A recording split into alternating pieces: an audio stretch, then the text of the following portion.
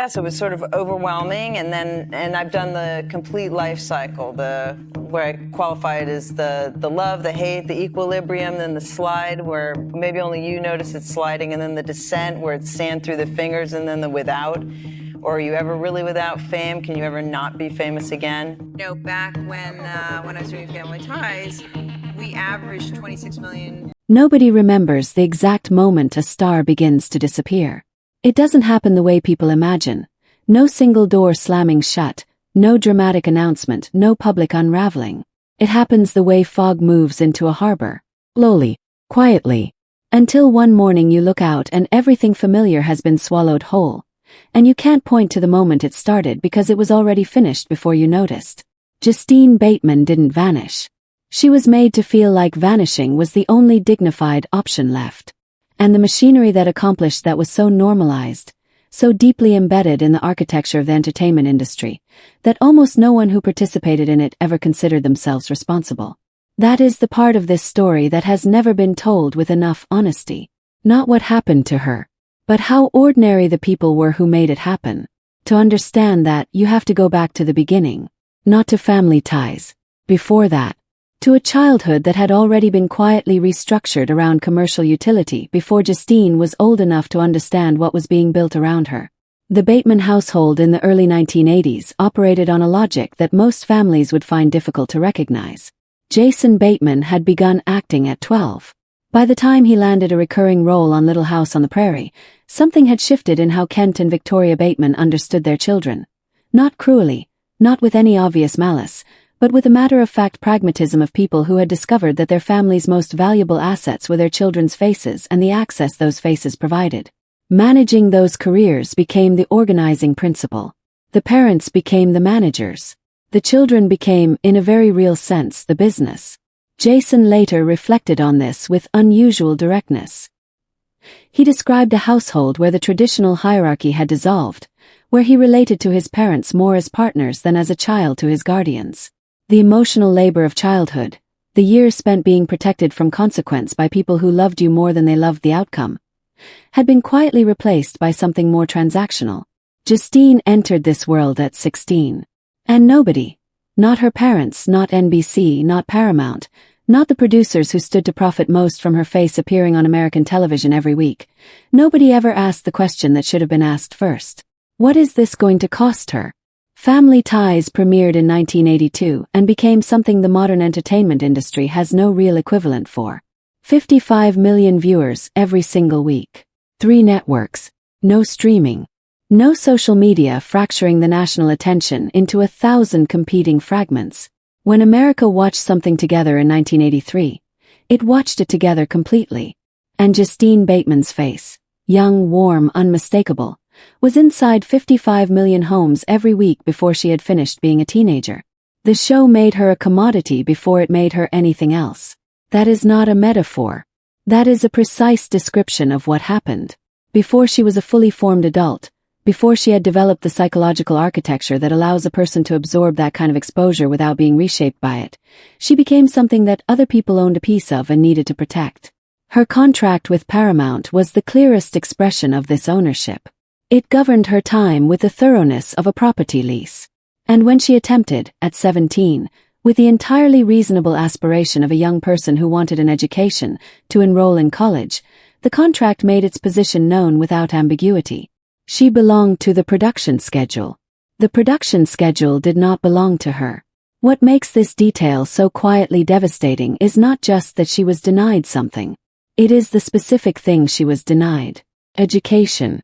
The fundamental tool that every human being is supposed to be given access to, the one thing that cannot be taken away once you have it. The industry that was actively profiting from her presence on screen could not spare her enough hours to sit in a classroom. And the adults around her, the ones who were supposed to be advocates for her future rather than architects of her present usefulness, did not fight for it. She watched Mallory Keaton go to college on television for years. The character grew. The girl playing her was kept exactly where she was. Here is what nobody in that building was paying attention to during all those years of production meetings and rating celebrations. Behind the composure, behind the weekly performance that 55 million people accepted as the complete picture, something was fracturing. The relentless scrutiny of her physical appearance, the industry's habitual, almost reflexive focus on the bodies of young women in its employ, was doing damage that no one on that set was equipped to see or willing to address. She developed eating disorders. Not one, multiple, simultaneously. The details of what that actually looks like in daily practice, the way it colonizes every hour, the way it runs parallel to a normal-seeming life so efficiently that the people around you register nothing unusual, are details she has shared herself in her own words, with the specific authority of someone who lived inside it for a decade. It lasted the entire run of Family Ties. It lasted 3 years beyond that. 10 years in total. 10 years in which she appeared on screen weekly, gave interviews, attended events, smiled for photographs, and maintained the surface of a person whose life was functioning. While underneath that surface, in the private hours the cameras didn't reach, she was running out the damage that the industry's attention had started, and that the absence of any protective adult structure had allowed to continue unchecked. When recovery finally came, it came sideways. A friend making an observation. A comparison she initially rejected. A 12-step program that demanded a different kind of honesty than she had been permitted to practice inside an industry that rewarded the performance of fine above everything else. She recovered. Quietly, privately, without any of the public narrative scaffolding that celebrity recoveries are usually built around. No exclusive interview. No carefully managed disclosure. Just the actual work of becoming well, done without an audience. And then she turned 30. And the industry, which had extracted a decade of weekly performances from her while she was privately destroying herself, decided it was time to present the bill. The language used was practical, professional. Nobody screamed at her or told her she was worthless. That is never how it works. What happened was more surgical than that. The message arrived through agents and managers and the ordinary conversational channels of a business that runs on implication. She was of an age. She was in a category. Women in that category who wanted to continue working had options available to them. Medical options. The kind that required sitting in an office in Beverly Hills while a surgeon circled her face with a pen and described what needed to be corrected before she could be considered useful again. 3 offices. 3 consultations. 3 men who looked at her face with clinical detachment and described the gap between what she was and what the industry required her to become. She walked out of all 3. This is the moment that most tellings of this story treat as the climax. The brave refusal, the line drawn in the sand. But that framing misses what was actually significant about it. What she was refusing was not just surgery. She was refusing an entire epistemology. The belief, which the industry holds with religious conviction, that a woman's face is a problem that belongs to other people to solve. That aging is a malfunction. That the appropriate response to time passing on a woman's body is to erase the evidence before anyone has to look at it. She had watched that belief operate on her for her entire adult life. She had watched it demand things from her body, shape her relationship to her own physical self, participate, through the pressure it generated, in 10 years of an eating disorder that nearly broke her. And now it was asking her to take a pen to her own face and hand back a corrected version of herself that the industry found acceptable. She said no. She meant it permanently. The consequences were not dramatic. The phone stopped ringing with the frequency it once had. Roles that might have come didn't come. The machinery continued without her, because the machinery always continues. She let her SAG card lapse. She told her manager she was finished. And then she did something that the entertainment industry genuinely does not have a framework for. She left voluntarily on her own terms, without a breakdown or a scandal or a public statement. She started a clothing company. She designed and sold hand-knit pieces to Saks Fifth Avenue and Bendel's. She found in the work a kind of dignity that had never been part of her relationship with performing. The dignity of making something with your hands that was entirely yours, that no studio owned, that no contract governed. The company eventually closed, not from failure but from her own honest assessment that it wasn't where her deepest interest lived. She got married. She raised children. She built a life whose value was not denominated in ratings or recognition. And then the internet found her. Around 2010, she searched her own name and found what was waiting there. Forums, threads, long, detailed, entirely confident discussions about what had gone wrong with her face. Photographs posted as exhibits.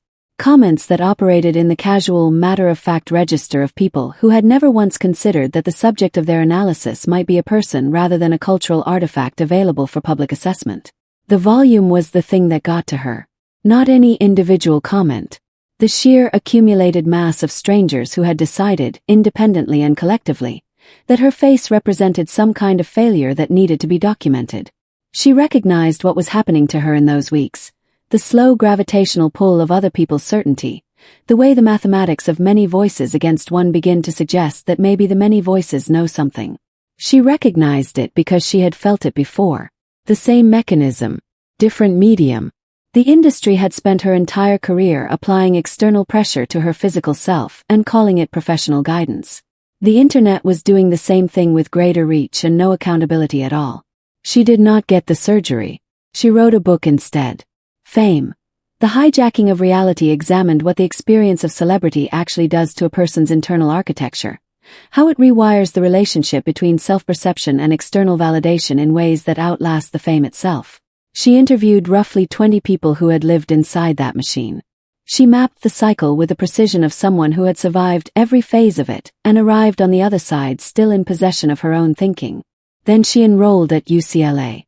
46 years old. Freshman. Computer Science and Digital Media Management.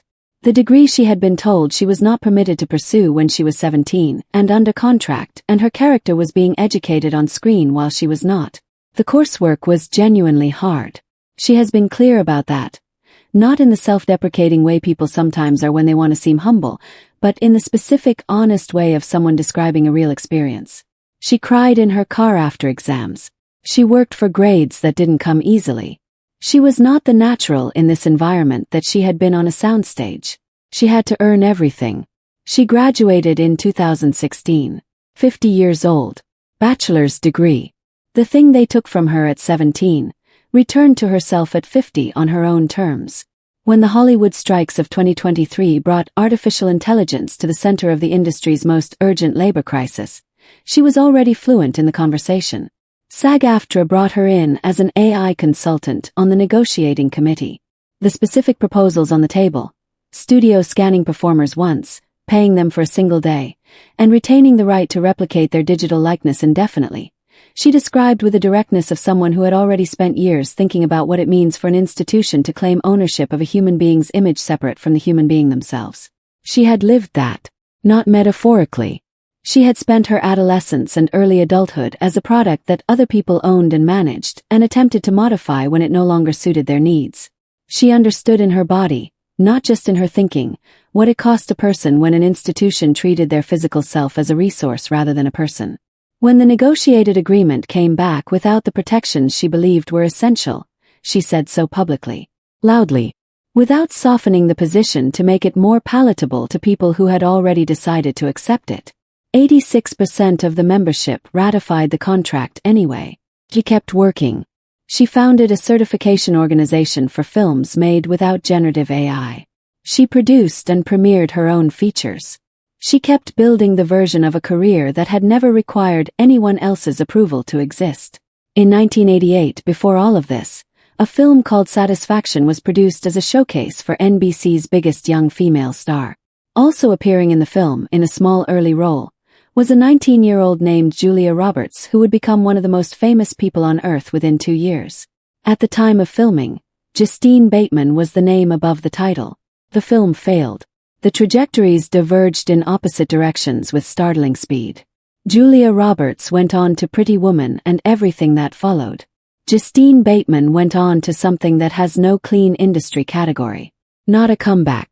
Not a tragedy. Not a cautionary tale. Something more like a correction. The entertainment industry has a very specific story it prefers to tell about women who were famous young and became less visible as they aged. The story has a beginning, a peak, and then a long, mournful descent. It ends with the subject either submitting to the industry's terms, the surgery, the reinvention, the managed reappearance, or receding quietly into irrelevance. Justine Bateman did neither. She exited on her own schedule, built a life the industry had no part in designing, returned to the education she had been denied at 17, re-entered the industry as an expert rather than a supplicant, and refused every narrative that required her to treat her own life as a disappointment. The 55 million people who watched her every week thought they knew her. They knew Mallory Keaton. They knew a character written by other people, in service of a story other people controlled, wearing a face that Paramount's contract owned the professional rights to. The actual person was somewhere else entirely, surviving things they never saw, refusing things they never knew were asked, becoming, through choices made entirely outside the camera's reach, someone the industry had not planned for and could not account for. She is still here. That, in the end, is the thing they never expected.